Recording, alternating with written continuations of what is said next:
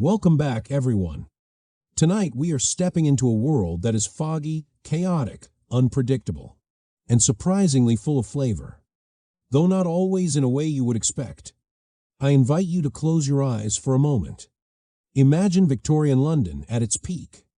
A sprawling industrial city bursting with noise, ambition, poverty, and hunger. In an era before refrigerators, before safety standards, and long before anyone understood what bacteria was. The people of London found creative, bizarre, and sometimes shocking ways to fill their stomachs. And that is the story we are exploring tonight. Before we dive in, take a second to get comfortable. Dim the lights. Maybe turn on a fan for that soft background hum. And settle in with a warm drink. Because this journey is not a glamorous royal banquet, is not a polished dining hall in Buckingham Palace. And it is definitely not Victorian fine dining with silver platters and perfect manners. No, tonight we are walking through the crowded markets, the muddy alleys, the street corners, and the working-class neighborhoods where real Londoners lived, worked, and ate. Our question is simple. What did ordinary people actually eat? Not the elite, not the noble families, but the millions of workers, chimney sweeps, seamstresses, hawkers, coal-covered laborers, and exhausted children.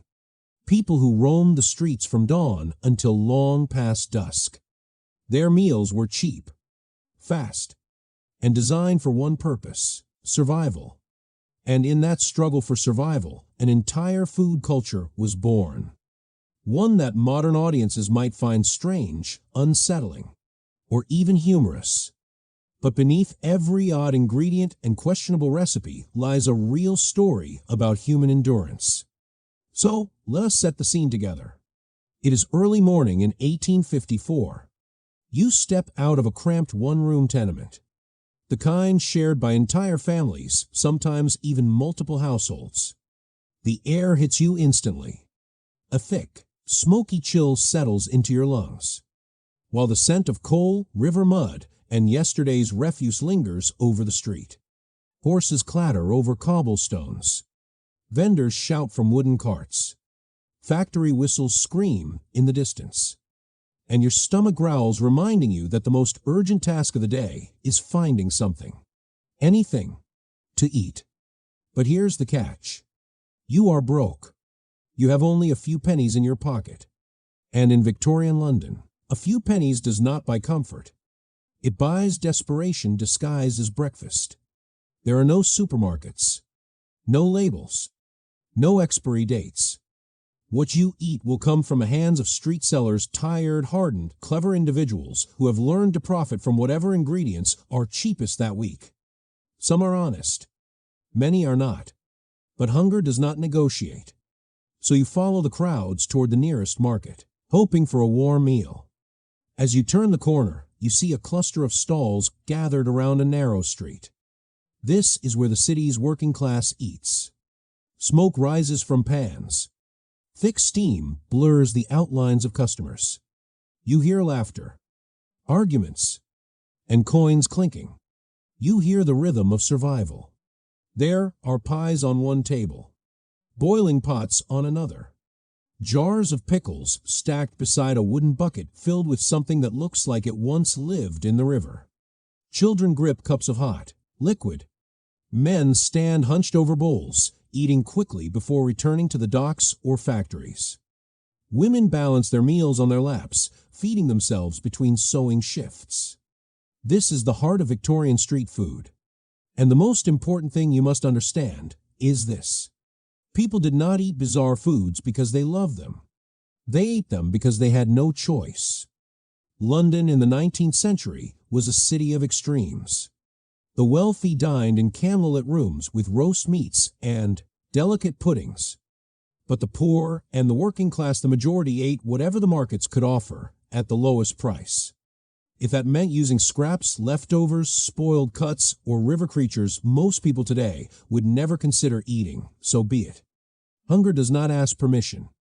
And yet, despite the hardship, there is something deeply human, almost inspiring, in how creative people became with their meals. Nothing was wasted. If an animal was butchered, every part of it nose to tail was eaten in some form.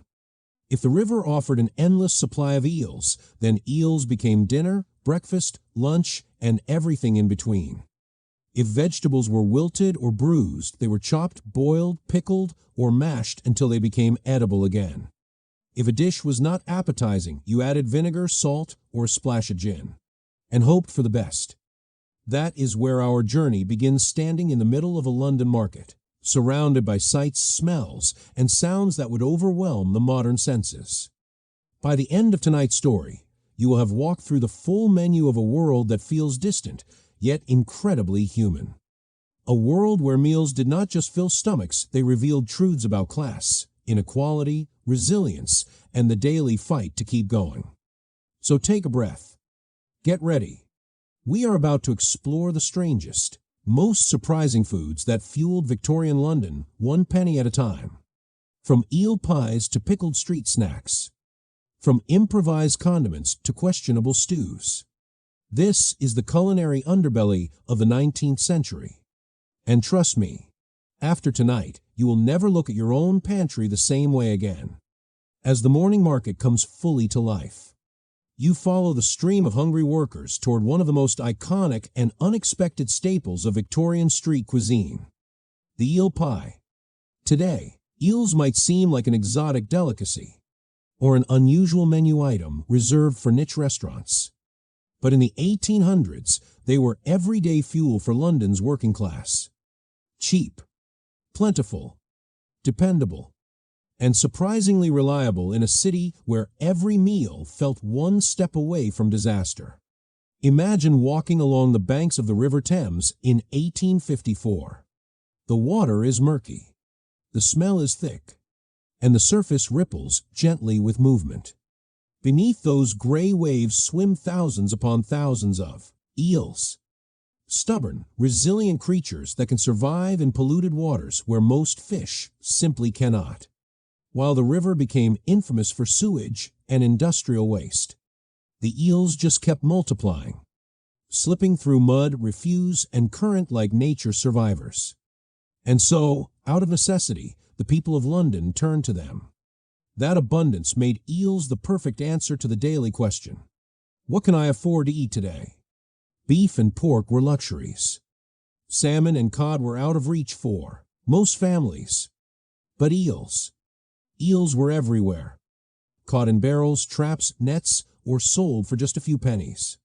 For a starving city, this slippery resource became an unlikely hero. Now picture a narrow street near the docks. A small crowd gathers around a battered wooden food cart. A hand-painted sign reads, "Hot eel pies, 1 penny." The vendor's sleeves are rolled up. His face is smudged with soot. He presses pastry into dented tin molds. Beside him, a large pot simmers with chopped eels, onions, herbs, pepper, and something that vaguely resembles gravy. The mixture is ladled into crusts, sealed, and placed over heat to bake. Steam rises into the cold air, carrying a scent that is somehow both fishy and comforting. You step forward. You hand over your precious penny, and the vendor passes you a pie wrapped in yesterday's newspaper, the ink smudging slightly against the warm crust. There is no fork, no plate, no ceremony. You eat with your hands, because that is how life works on these streets. Your first bite surprises you. The pastry is flaky and warm, a little greasy, but pleasant. Then comes the filling, soft, chewy, slightly rubbery, with a rich, briny flavor that tastes like the river itself. It is not elegant, but it is hearty. The pepper and onions do their best to tame the strong eel taste, while the fat gives it weight and warmth. For someone who has not eaten since the night before, this is a gift. Around you, others devour their pies in silence. A chimney sweep, still dusted in soot, tears into his breakfast. A seamstress picks out tiny bones with practiced fingers. A dock worker hunches over his pie, eating fast before the ships call him back. Nobody asks where the eels came from. Nobody questions the freshness. Nobody looks too closely at the oil floating on top of the pot. Hunger has its own rule book. And on page 1 it says, "Don't ask questions you do not want the answers to." But eel pie was not just food. It was survival, warmth in winter, strength on workdays, fuel for 14-hour shifts. Parents fed it to children. Workers grabbed it on the way to the docks. Women ate it between sewing, scrubbing, and laundry jobs. Entire streets became famous for their eel vendors. And even today, Londoners still remember the legacy of pie and mash shops in the East End. There was another reason eel dominated London's diet. Eels were hard to spoil. Beef turned dangerous within hours. Poultry rotted quickly. But eels lasted longer, especially when pickled, spiced, or baked. In a city without refrigeration, you trusted the foods that did not kill you. And eels had earned that trust. But beneath the practical reasons lies something deeper. The eel pie reflects a truth about working-class life. People will always find a way to endure. Victorians did not choose eel pies for flavor. They chose them to live. Even when the city failed them, with pollution, disease, long hours, and low wages, they still found a way to survive. You finish your pie. The fog rolls in again. Somewhere behind you, the Thames laps quietly against the wall, as if reminding you that tomorrow there will be more eels, more work, and more lives pressing forward. You wipe crumbs from your hands, take a breath, step back into the street, and keep walking, just as millions did before you. And now, our journey continues to the next strange breakfast on the Victorian menu. A dish of vinegar, sea creatures, and a generous splash of liquor. Brace yourself. This one is unforgettable. As the morning crowd begins to thin near the eel pie stand, you wipe your hands, glance around, and continue wandering deeper into the market. The noise shifts. Somewhere behind you, a cart rattles over cobblestones. A bell rings in the distance. You turn a corner and find a new cluster of vendors. The kind that cater to customers who want something quick, cheap, and strong enough to jolt their senses awake. Here, you notice a wooden stall surrounded by chipped bowls, cloudy bottles, and a small sea of empty shells. A cracked sign hangs loosely from a nail. It reads, "Welks and gin best for breakfast." You pause, unsure if you read that correctly. Breakfast. You expected porridge or bread, perhaps. But this is Victorian London. And here, breakfast does not always look the way you expect. For many of the poorest workers, the morning meal was not about comfort. It was not about sweetness or softness. It was about shock, heat, and urgency. Something to wake the body, warm the blood, and numb the edges of hunger before the workday began. The vendor, a wiry man with sleeves rolled to his elbows, scoops a ladle into a large metal container, filled with vinegar-soaked Welks small sea snails with a rubbery texture and briny aroma. The smell is powerful and sharp, cutting through the morning fog. He lifts a bowl, pours in the Welks, and hands it to a woman who does not hesitate for even a heartbeat. She chews slowly, then reaches for a cup of gin. That is when you realize this is not just food. This is a ritual. The Welks, pickled in vinegar, salt, and spices, are sour enough to wake the senses, and tough enough to demand effort. They must be chewed. They demand attention. After nights in cramped rooms or weeks of brutal labor, perhaps intensity was exactly what people needed. You step forward. The vendor hands you a bowl. Heat radiates through the chipped pottery. Steam rises, carrying the ocean with it. You lift a Welk with your fingers and take a bite. The texture is firm, almost stubborn. The flavor is bright, salty, and acidic. There is nothing gentle in this dish. It grabs your tongue and refuses to let go. Beside you, a man swallows his mouthful and immediately takes a sip of gin from a cloudy glass. The drink is harsh, unrefined, burning on the way down. He coughs once, clears his throat, and lets out a satisfied sigh. For him, this is not indulgence. It is armor, a shield against exhaustion, cold, and hunger. Gin in Victorian London was everywhere. Cheap, potent, easier to find than clean water. Paired with whelks, it created a 1-2 punch. A jolt for the mouth, fire for the chest. Around you, the scene becomes clearer. Chimney sweeps eating shoulder to shoulder. A 13-year-old messenger forcing down bites with quiet determination. A laundress holding her bowl with tired eyes and steady hands. Each person is here for strength, not pleasure. And in this moment, you understand something important. Flavor was secondary. Function was everything. The vendor moves quickly, refilling bowls, splashing gin. Wiping his hands on an apron stained by 100 mornings. He nods at you as if to say, "Keep eating. You will need it." You take another bite. This time, the sharpness hits a little softer. Your tongue adjusts. Your mind clears. In a strange way, it works. You feel more awake, more focused, more alive than you did minutes ago. But this breakfast also reveals a darker truth. People were constantly running on empty, with long hours, little rest, and endless struggle. They clung to anything that could spark the body back to life. Whelks filled the stomach. Gin fueled the nerves. Together, they made just enough strength to face the day. This was the Victorian version of a strong coffee and a fast meal. No foam art, no pastries, just survival in a bowl. By the time you finish, your fingers smell faintly of brine, and your chest is warm from the gin.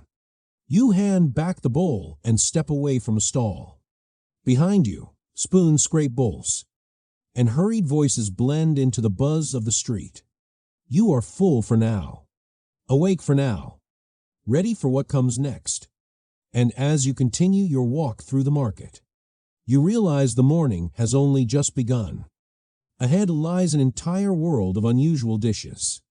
Some hearty, some questionable, and some unforgettable. But before the day is over, you will witness one of the most notorious foods of the Victorian era. A dish made from blood, fat, oats, and secrecy. It is time to move toward the sizzling griddle of black pudding. A breakfast unlike any other. You continue down the narrow lane of the market, past the bowls of whelks and the sharp scent of vinegar, until a new aroma cuts through the morning air, heavy, smoky, and unmistakably rich. Is the smell of meat frying in fat, though your stomach is still full from breakfast. Curiosity guides your steps. The crowd grows denser, drawn by the same scent. Soon you find yourself standing in front of one of the most iconic griddles of Victorian street life. The black pudding stall. The vendor, a broad-shouldered man with a stained apron and a face weathered by heat and smoke, moves with swift, economic gestures. Thick slices of black pudding, dark, almost black in color, sizzle on a cast-iron pan, turning crisp at the edges.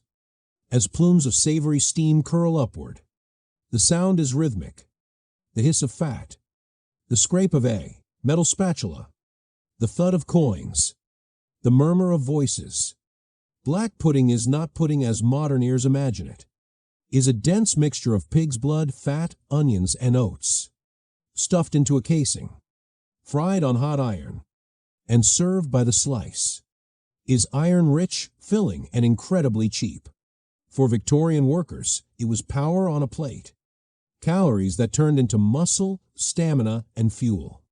The vendor hands a steaming slice to a young man, who looks exhausted before his day has even begun. He takes one bite, nods in approval, and walks away with quick, determined strides. No slow eating, no savoring. There is no time for that in a city like this. You order a slice. The vendor drops it onto a piece of bread and hands it to you. You take your first bite.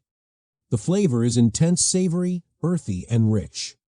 Crisp on the outside, creamy within, heavy but satisfying. You can almost feel the calories sink into your bones, anchoring themselves for the hours ahead. But even as you eat, a thought lingers. In this era, eating meat on the street is always an act of trust, or perhaps denial, because for every honest vendor frying black pudding, there are others selling meat that is far more questionable. Not far from the griddle sits another stall, a butcher's cart draped in red and white cloth, its counter piled high with sausages of every shape and shade. A handwritten sign reads, "Sausages 1 penny." There is no list of ingredients, no labels, no guarantees. In Victorian London, meat was expensive, and waste was unthinkable. Every part of an animal, from the familiar cuts to the scraps no one spoke about, ended up somewhere. Often that somewhere was a sausage. Horse meat, stray dog meat, spoiled trimmings, hidden organs, and mystery scraps were ground together with oats, herbs, and fat, spiced heavily to bury unpleasant truths, and stuffed into a casing for the streets to consume. For the working class, it did not matter. Meat was meat, protein was survival, and hunger silenced questions. You watch customers buy sausages and bite into them without hesitation. Hope for flavor lights their eyes, mixed with an acceptance of risk. A man beside you shrugs and mutters, "What is the harm? Better than bread alone." You are not sure he believes it, but you understand. In a world where calories mean life, curiosity is a luxury, and caution is a privilege. You buy a sausage. The butcher hands it to you wrapped in paper. You take a bite. It is salty, peppery, and greasy enough to drip down your wrist. The taste is not good, not terrible, simply filling. And maybe, in the end, that was all it ever needed to be. Around you, the crowd grows, workers fueling up before scattering into the machinery of the city. Black pudding, mystery sausages, hot broth, cheap gin, not meals. Strategies. Strategies for endurance. Strategies for survival. You step away from the stall, the sounds of frying and bargaining fading behind you. Ahead lies another corner, another cart, another dish with a story of hunger and resilience. And now your path leads towards something stranger still. A bubbling iron pot filled with bones, broth, and gelatinous cuts that modern diners rarely touch. It is time to meet the world of cow's heel, tripe, and trotters, where nothing was wasted, and every bite told the truth about survival. The morning fog has begun to lift, but the chill never truly leaves the bones of Victorian London. You tuck your hands into your coat and continue down the cobbled street, where a new smell greets you dense, meaty, and strangely damp. It is not the crisp sizzle of fried fish, or the smoky charm of black pudding. No, this aroma is heavier, thicker, like steam rising from a wet cellar. You know you are close before you even see the cart. Then you spot it, a massive iron cauldron perched above glowing coals, its surface trembling as meaty chunks roll and bob beneath a cloudy broth. A handwritten sign swings from a nail. Cow's heel 1 penny a bowl, strength for the day. Victorian Londoners believed cow's heel was not just food. It was medicine, stamina, and miracle all in one. Thick in gelatin, full of cartilage, and simmered into wobbling submission. Cow's heel was the original street superfood for the poor. You take your place in the line. Ahead of you stands a group of factory workers, rubbing their hands together, eager for warmth. Behind you, a mother hushes her children, reminding them to eat slowly so the meal will last in their bellies. The vendor, sleeves rolled high, pulls a dripping slab from the pot. The skin jiggles. The bone gleams. Steam curls upward in ghostly ribbons. Your bowl arrives. The broth is thick, salty, and slightly opaque. The piece of cow heel inside looks like something halfway between food and an anatomy lesson. You take a bite. The texture is strange gelatinous on the outside, chewy beneath, clinging to your teeth with stubborn resolve. But the warmth spreads through your chest. And for a moment, you understand why people line up for it. This is survival food, ugly but effective. And as you eat, you realize something deeper. Victorian cuisine was not about preference. It was about possibility. Nothing makes this clearer than the next dish you encounter as you wander onward. Tripe. Not far from the heel cart stands a tripe shop. Its windows fogged with steam and ambition. When you push open the door, the smell strikes instantly. Mild at first, then unmistakable. Tripe, the stomach lining of cows, is bleached, boiled, and chopped into ribbons that curl like pale scrolls in a broth of onions, salt, and hope. The shop is crowded. Dock workers hunch over bowls, tearing bread and dipping it into broth.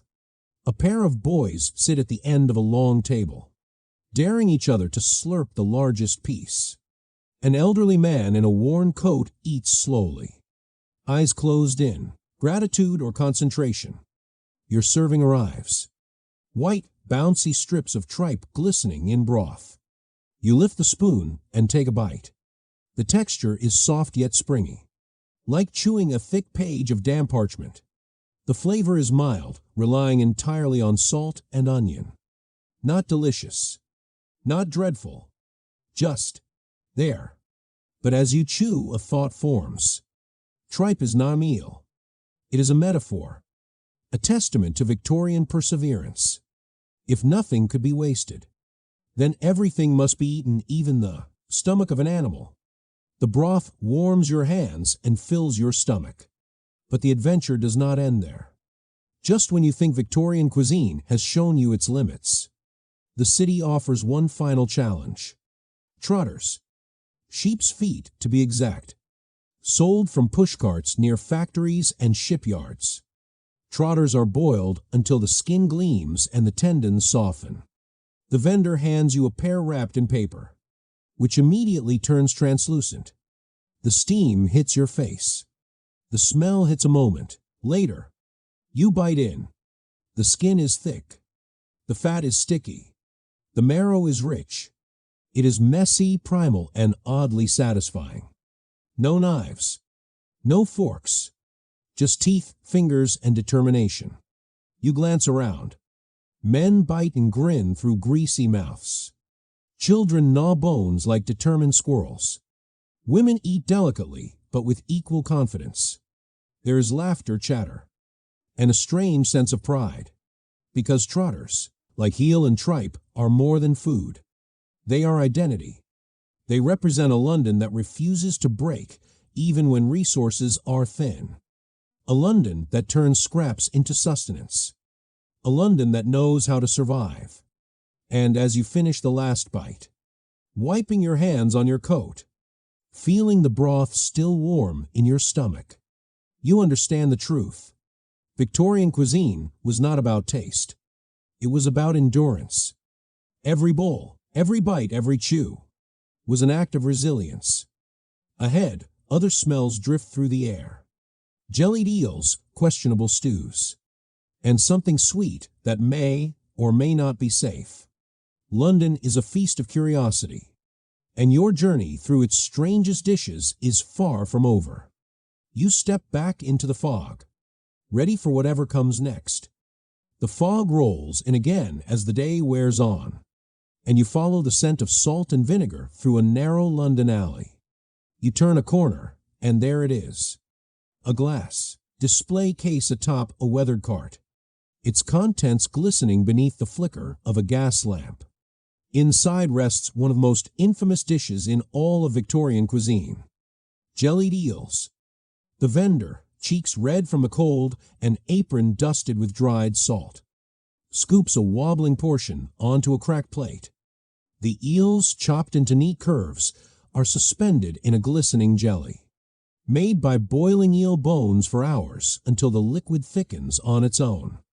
The dish trembles like dessert, but its aroma is unmistakably marine, briny, sharp, and stubborn. You take your fork, tap the jelly, and it wobbles with the enthusiasm of a street performer. Victorian Londoners swore by this dish. Not for luxury, but for practicality. Eels were cheap, abundant, and almost impossible to spoil, even in the polluted waters of the Thames. In a city where freshness was rare and refrigeration did not exist, eel became the protein of the working class. You brace yourself and take a bite. The jelly is cold, salty, and oddly refreshing. The eel is firm, chewy, and tastes of river water and determination. You swallow, and just like that, you have joined generations of Londoners who fueled their days with this curious delicacy. Workers ate it on lunch breaks. Children dared each other to swallow without chewing. Grandmothers insisted it built character. And perhaps it did. You feel a little tougher already. But the cold jelly leaves you craving warmth. So you continue your walk, and soon find a small crowd huddled around a steaming copper urn. A painted sign above it reads, "Salup hot and cheering." Salup is no tea, no coffee, and certainly no cocoa. Is made from ground orchid root or sassafras, simmered with milk and sugar until it becomes thick, soothing, and slightly floral.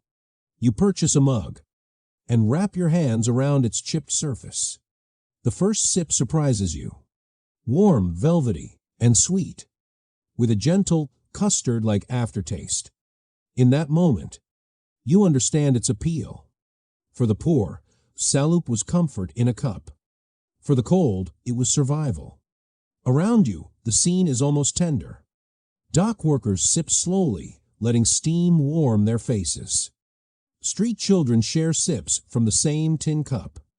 A mother presses a mug into her daughter's hands and whispers, "Drink before it cools." In the midst of London's harshness, drinks like salup were small miracles. But not all beverages were so kind, because sooner or later, every Victorian Londoner faced milk. A gamble in liquid form. You follow a small crowd to a busy street corner, where a milkmaid arrives with pails hanging from a wooden yoke. If you are lucky, there is a cow trailing behind her. If you are unlucky, it is a goat. Either way, the milk is ladled on the spot into your cup. Fresh, yes, but also unfiltered, unpasteurized, and occasionally enhanced with chalk, flour, or river water to stretch the supply. You take a careful sip.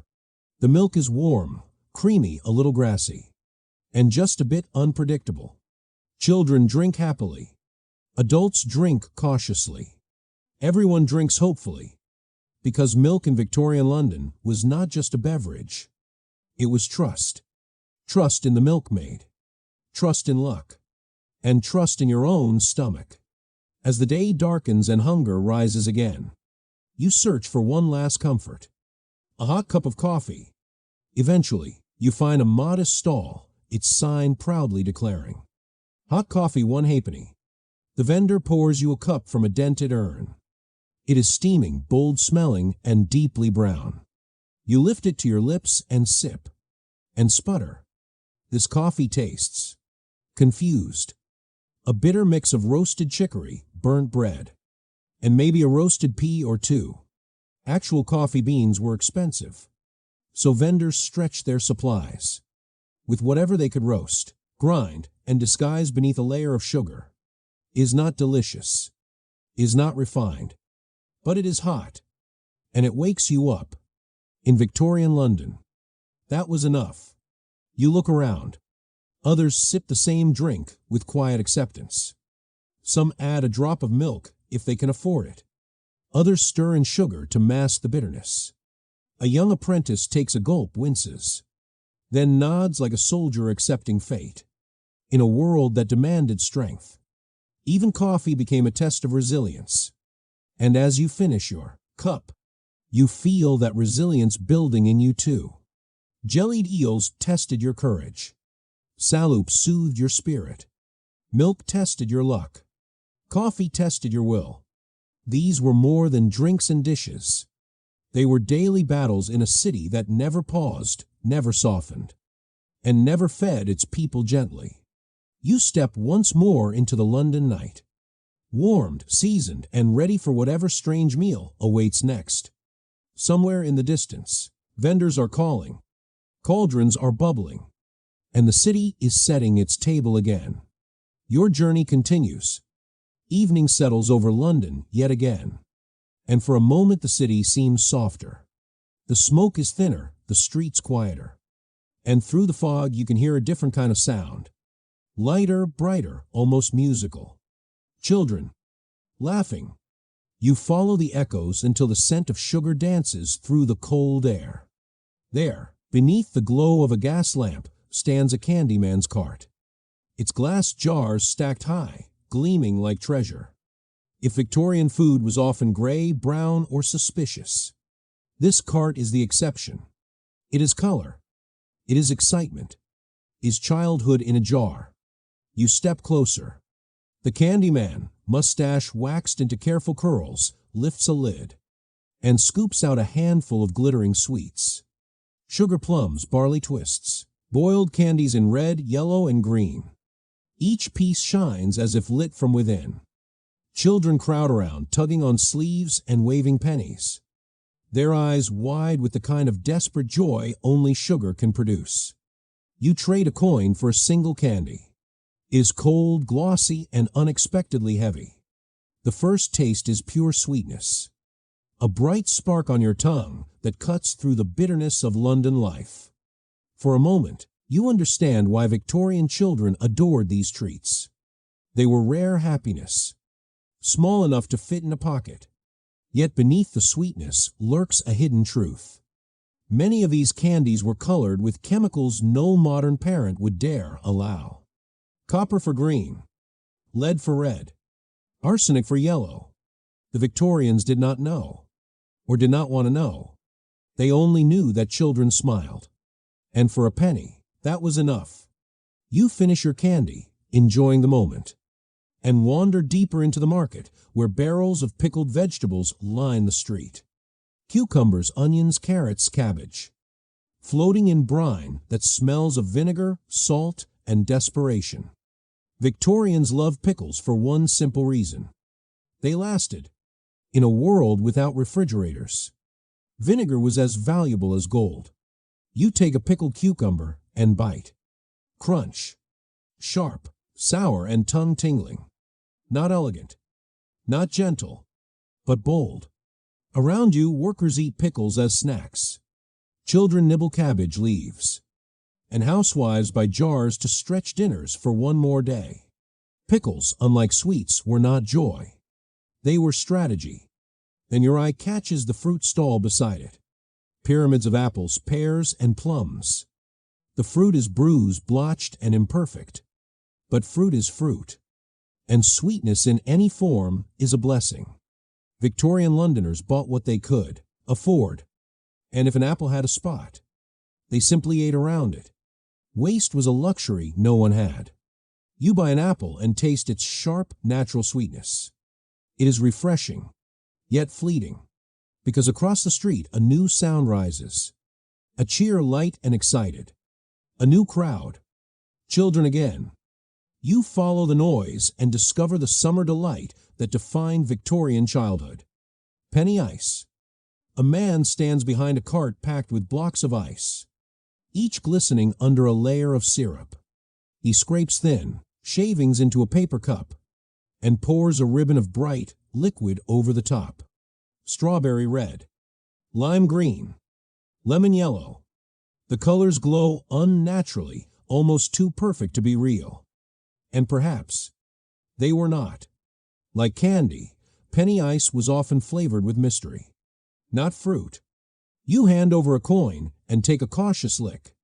Cold, sweet, shockingly refreshing. For a moment, the weight of the city vanishes. Children race each other to finish, syrup running down their hands, staining their lips bright, red or green. They do not care about ingredients. They care about joy. And penny ice delivered joy cheap. But even here, the Victorian gamble remained. Some syrups were delicious. Others tasted like perfume, metal, or medicine. Some ice was clean. Others, less so. Ice was cut from rivers or imported on ships. stored in sawdust, and melted and refrozen again and again. A refreshing treat could also be a risky experiment. Still, as your penny ice disappears, you feel lighter. And you begin to understand something. Pleasure was rare. But when it appeared, Victorians seized it without hesitation. Candy brought joy. Pickles brought resilience. Fruit brought hope. Penny ice brought escape. These were not just snacks. They were survival in emotional form. Small comforts in a city that demanded endurance. Sweetness that softened the edges of poverty, even if only for minutes. As you walk away from the market, wiping syrup from your fingers, you feel the balance of Victorian life settle around you. Pleasure and danger, sweetness and risk, hunger and hope. London may have been harsh, but its people were experts at finding delight in scraps, smiles, and sugar crystals. And tomorrow they would return to the same carts, coins in hand, to chase joy all over again. Night falls over London, and the city changes character. By day it is frantic, grimy, and relentless. But by evening it becomes something else entirely. A world of glowing lamps and wet cobblestones, where reflections stretch like ribbons of glass beneath the fog. The scent of hot street food drifts through narrow alleys. Hunger does not rest when the sun sinks behind the smog. If anything, it sharpens. And this is when Victorian fast food comes alive. You follow the sound of sizzling oil until you find a small crowd. A battered street cart stands at the center, an iron pan bubbling over hot coals. A man in a flour-stained apron plunges battered fish into the fat. The aroma hits instantly warm, salty, irresistible. This is fried fish, the ancestor of the dish that would one day become fish and chips. For now there are no chips, just fish, hot, crispy, and wrapped in a scrap of yesterday's newspaper. The vendor works with astonishing rhythm. Dunk, sizzle, flip, scoop, salt, wrap, coin. Next. No menus, no plates, no ceremony. In Victorian London, fast food is exactly what the name promises. Fast, cheap, and eaten on foot. You take a bite. The crust shatters. The inside is soft, flaky, and deeply satisfying. A splash of malt vinegar adds a sharp kick. And for a moment, you feel warm from the inside out. Around you, people stand shoulder to shoulder. Factory workers finishing their shift. Maids on a rare night off. Street boys clutching dinner like treasure. For once, there is equality here. Everyone eats the same way, standing in the same fog, licking the same grease from their fingers. But the night has more to offer. A few streets away, the glow of windows and the scent of gravy pull you inside a pie shop. The door creaks as you enter, and the heat washes over you like a blanket. Shelves are stacked with pies, their golden lids cracking with steam. Pigeon pie, mutton pie, or the dreaded mystery pie. You pay your coin and receive a small, heavy parcel wrapped in paper. You sit at a narrow counter and take a first bite. The crust is dense, built for durability, not delicacy.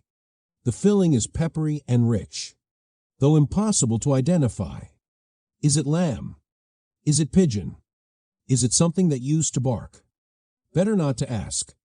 Victorian pie makers had one rule: waste nothing. If it could be minced, spiced, and hidden under pastry, it became dinner. Around you, the little shop thrums with life. Laborers debate which pie shop is the best in London. A seamstress eats slowly, savoring every mouthful. Two boys share one pie, taking turns, laughing as they burn their tongues. The air is thick with steam, pepper, and conversation.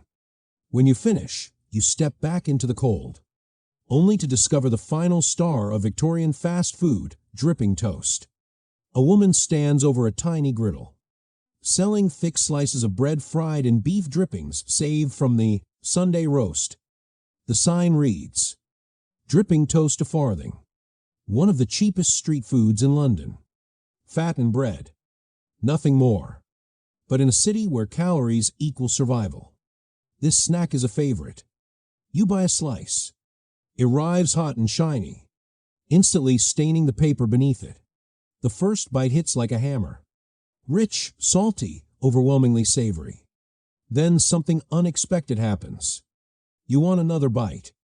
And another. It tastes like warmth. Like fullness. Like energy. Fuel disguised as a treat. Children love it. Exhausted workers depend on it.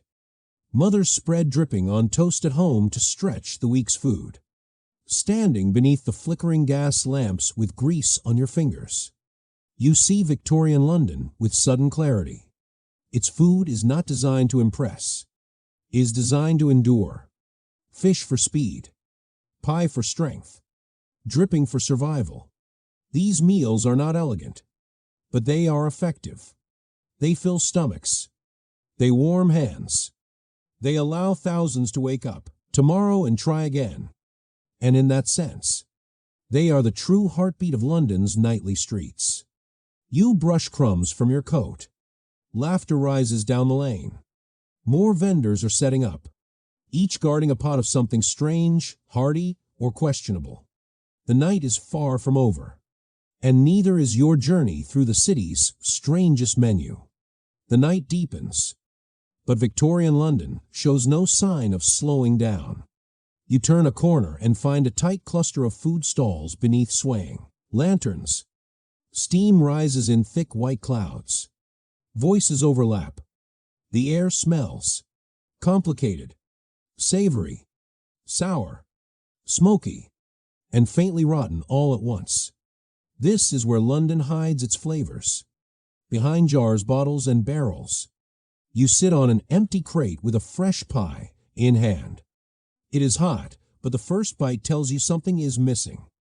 No spice, no depth, nothing to wake it up. You look around searching, and then you see it. A bottle of Victorian ketchup. You pour a small puddle, expecting tomato comfort. Instead, a dark, earthy scent rises. Not bright, not sweet, but damp like a cellar after rain. You dip your pie. You take a bite. Not tomato. Not even close. Mushroom ketchup. The working man's favorite. Fermented mushrooms, salt, vinegar. Sometimes anchovies, sometimes walnuts. Sometimes just bravery. Tomato ketchup did exist, but only for those with coins to spare.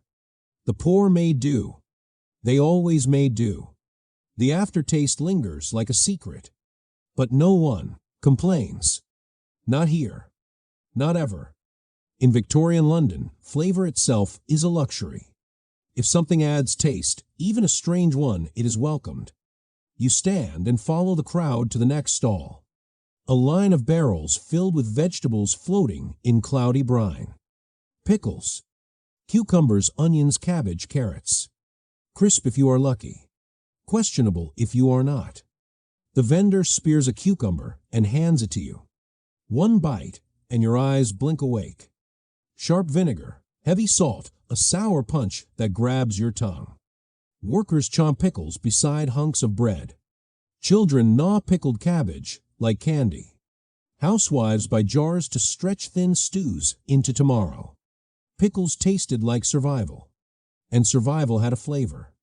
But vinegar could only mask so much. So you move on, drawn by a cheerful splash of color. A fruit cart. At first glance, it looks hopeful. Apples, pears, plums, berries. Then you notice the bruises, the dents, the decay sneaking in at the edges. Fresh fruit was expensive. Storage was poor. Time was cruel. You buy an apple anyway. Its sweetness survives, but only just. Bright on the tongue, with a sour shadow close behind. Nobody wastes a bite. Not here.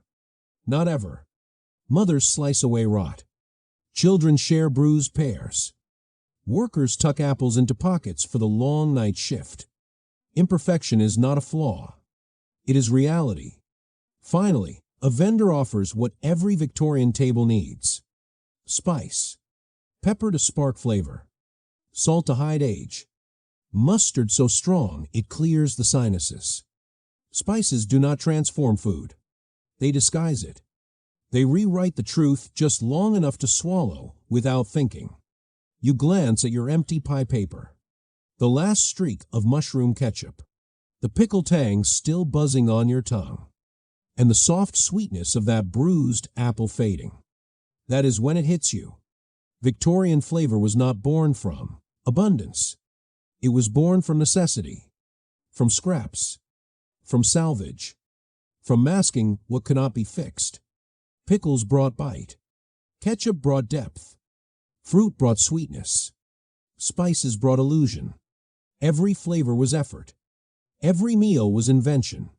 And every bite was a negotiation between hunger and hope. You rise from the crate, wipe your hands on your coat, and step back into the fog. A lantern flickers. A vendor shouts. A pot boils somewhere in the dark. There is more to see, more to taste, more to survive. London's menu is far from finished, and neither are you. Midnight settles over London like a heavy wool blanket, muffling sound but not scent. The streets are slick with fog and chimney soot. Lanterns flicker in the damp air as you wander through twisting alleys, searching for something, anything to warm your stomach before sleep. Respectable shops have closed. The crowds have thinned. The city's heartbeat has slowed to a low, restless pulse. But hunger never sleeps, and neither do the vendors who feed it. Up ahead, in a pool of wavering gaslight, you spot a small crowd gathered around a battered wooden cart. The vendor lifts a tiny ceramic pot and cracks open its lid. Potted shrimps, a midnight indulgence for those who crave richness on a poor man's coin. Preserved in spiced butter, the shrimps glisten gold under the lamp. You pay. You taste.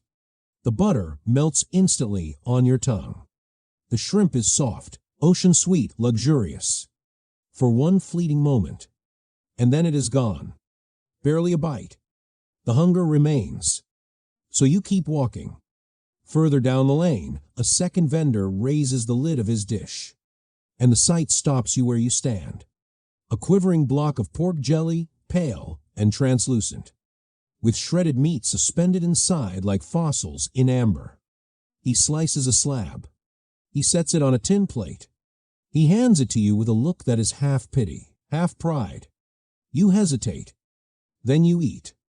Cold, salty, dense, strangely filling. Not pleasant, but effective. Because no one eating at midnight is chasing elegance. They are chasing warmth, sleep, strength for tomorrow. Around you, the scene is quiet and raw.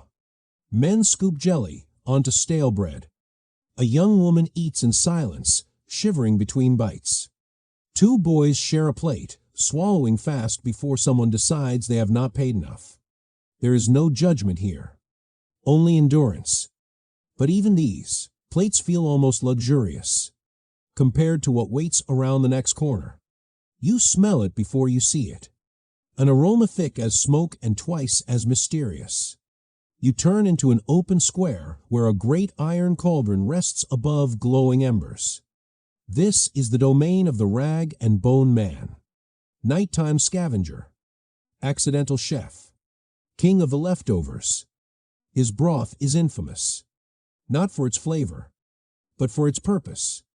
He gathers discarded bones from butchers, wilted vegetables from market stalls, scraps from kitchen doors, anything remotely edible.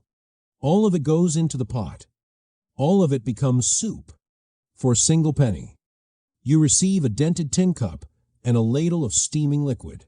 You drink. The broth is surprisingly hearty. Salty, smoky, rich with marrow and fat. But now and then your teeth meet something chewy, something gristly, something unidentifiable. You keep going. Everyone does. Around the cauldron, a silent community has formed. Laborers cradle their cups like medicine. Mothers lift bowls to their children's lips, urging, finish every drop. Even stray dogs sit waiting for bones, still clinging to scraps of meat. Nothing is wasted. Ever. In the fire's glow, the truth becomes clear. Victorian midnight food is not about taste. It is about survival. Dinner is for comfort. Breakfast is for energy. But midnight meals, they are for endurance. Made from what is left, not what is chosen. Built on gratitude, not preference. And somehow, there's a quiet, battered beauty in that. You drain the last of the broth. Warmth spreads through your chest. Fatigue settles into your bones. You hand back the cup. The rag and bone man nods. No words. None needed. You step into the fog once more. Distant hooves. Clinking bottles. A baby crying behind a thin wall. Boots on wet stone. Wine through chimney pots. The night is cold, but your body is warmer now. You have eaten what London eats when no one is watching. You have tasted the city without disguise. And as you walk toward the darkness, you realize something profound. This, more than any royal banquet, is the true meal of Victorian London. Humble, improvised, shared, unforgettable. Dawn creeps into London quietly, not with warmth, but with a gray and reluctant light. It seeps through narrow alleys and settles on windows streaked with soot. The city wakes slowly, stiffly, like an old machine grinding back to motion. Factory whistles will soon scream across the rooftops. Carts will flood the streets. Footsteps will multiply until London once again growls with hunger, noise, and urgency. But before that happens, the workers need fuel. Not feasts. Not comfort. Just something hot enough, strong enough, or strange enough to push them through another long day. You step back onto the street. You are sleepy, sore, and still tasting the late-night broth from hours before. That memory lingers like a ghost. But the cold morning air snaps your mind forward. It is time to find breakfast. Or at least something that pretends to be breakfast. The first scent that reaches you is tea. Real tea for those who can afford it. Imitation tea for everyone else. A small stall waits at the edge of a busy lane, its kettle rattling over hot coals. Workers gather around it, hands stretched toward the rising steam. Tea in Victorian London is ritual. It is morale. It is medicine. A penny buys a thin cup hot tannic and sometimes steeped so long it tastes like liquid bark. You drink it anyway. The heat slips through your fingers and down your throat. For a moment, you feel alive again. Not far from the tea stall, a second vendor pours something darker and less trustworthy. Coffee, at least by name. The urn steams. The cup is cheap. And the taste is unpredictable. You sip. It is bitter, burnt, and strangely earthy. That earthiness comes from chicory, roasted peas, or scorched breadcrumbs used to stretch the real beans. But nobody here is chasing flavor. They are chasing alertness. One sip opens your eyes. Another sharpens your thoughts. The drink is crude, but it works. A boy beside you gulps his cup like a warrior draining a goblet. His face twists, but he does not stop. Everyone here understands the bargain. Taste is optional. Energy is essential. The sun climbs. The streets fill. Breakfast lines form on every corner. Some stalls serve something gentler, rice milk or almond water. Cheaper. Softer. Kinder to fragile stomachs and empty pockets. You stop for a cup. The liquid is pale and lightly sweetened. Rice milk is thin but comforting. Almond water is fragrant but inconsistent. You sip and discover a mild sweetness, soft warmth, and no bitterness at all. In a city where even food can feel aggressive, this quiet sweetness is a mercy. Children cling to these cups. The elderly choose them. The sick depend on them. You drink slowly. Around you, conversations stay soft and tired. No one has fully woken. No one truly wants to, but everyone must. Nearby, workers unwrap their rations: cold bread, leftover potatoes, or a lump of cheese if fortune is kind. Others eat nothing, saving every coin for later. This morning ritual reveals more about Victorian life than any grand feast ever could. The city is built on endurance, not indulgence. Its breakfasts are not meant to delight. They are meant to keep bodies standing. A foreman slams his cup onto a barrel and marches toward the factory gate. A group of women draw their shawls tight and hurry toward their shift. A yawning child stumbles after his mother, clutching a crust of bread like treasure. You finish your cup and breathe in the cold again. The fragile quiet of morning is gone. London is fully awake. The grind has begun. Victorian London does not care how tired you are. It does not care how hungry you remain. It does not care how little you slept. It only cares that you keep moving. And somehow, through weak tea, bitter coffee, sweet rice milk, and almond water that tastes like diluted hope, people do exactly that. They rise. They eat what they can. They go. And so do you. You walk on, carried by the rhythm of thousands of feet and thousands of stomachs. Breakfast is finished, though hunger never truly is.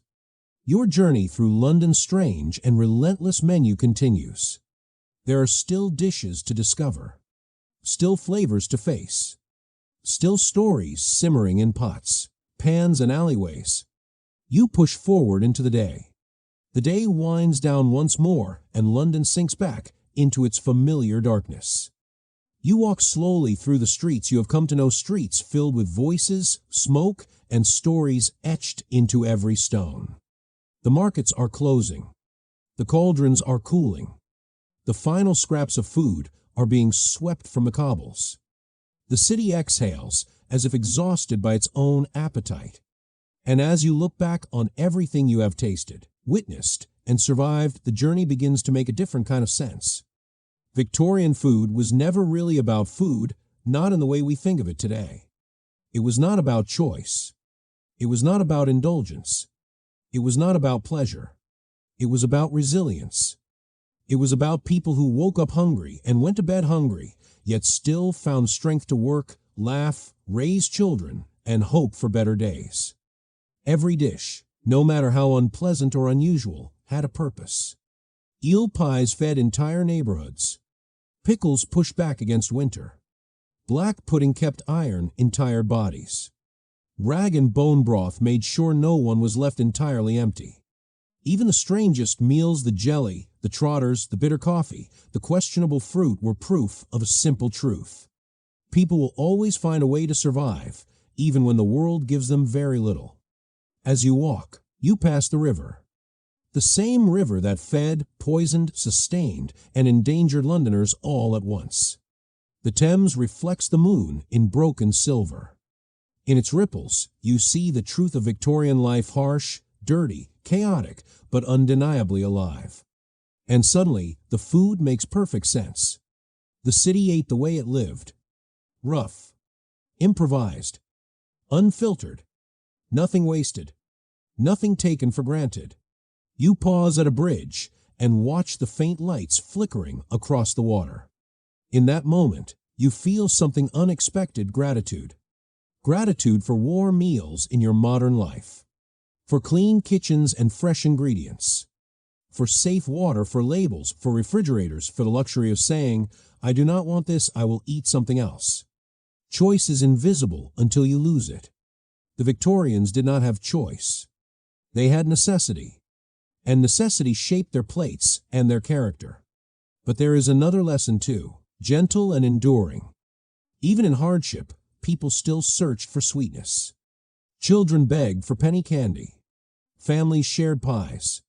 Workers lined up for hot fish on cold nights. A sip of salop, a bruised apple, a spoonful of jelly, sometimes that was enough to brighten an entire day. Life was heavy, but people still chased flavor. And somehow they found it.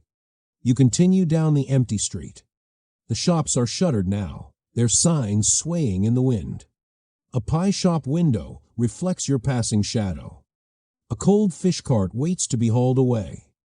A lone pickle barrel rests beside a wall, ready to be rolled indoors. The city is quiet, and for the first time, you feel a strange peace here. Not because Victorian London was gentle, it was not, but because its people were strong, imaginative, stubborn, and endlessly resourceful. They wrote recipes out of scraps. They built lives out of leftovers. They endured what might break many of us today. Tonight, as the last market lamps go dark, you step away from the noise of history and return to your own time. The fog closes behind you.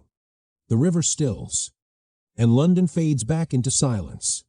You carry with you the story of a city that learned to survive with whatever it had. And perhaps, in a world that still demands endurance in different ways, that lesson matters more than ever. Not every meal will be perfect. Not every day will be easy. But as long as there is warmth, humor, creativity, and the will to keep going, there's always a way forward. You take a slow breath. The night settles. The journey ends. And now, wherever you are, beneath blankets, on a couch, or in a quiet room with dim lights and soft thoughts, let your mind rest. Let the streets of old London drift into the distance. Let the fog close gently behind you. The city will still be there tomorrow. Its stories will wait patiently for your return. For tonight, sleep well. You have walked far, tasted enough, and earned your rest. Thank you for traveling through history with me. And until our next story, good night. Crescent Moon.